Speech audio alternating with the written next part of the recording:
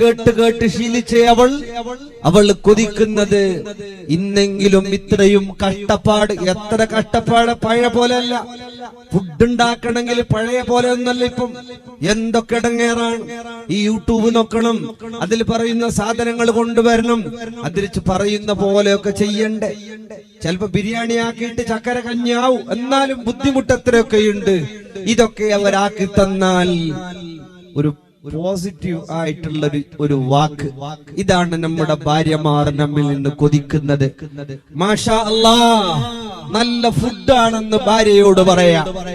നല്ല മാർക്ക് വാങ്ങി വന്ന പൊന്നുമോൻ ഓടി ഉമ്മയുടെ അടുത്ത് വരുമ്പോ വെരി ഗുഡ്, എന്റെ മോൻ നല്ല ഉഷാറാന്ന് പറഞ്ഞ് അവനെ സപ്പോർട്ട് ചെയ്യ.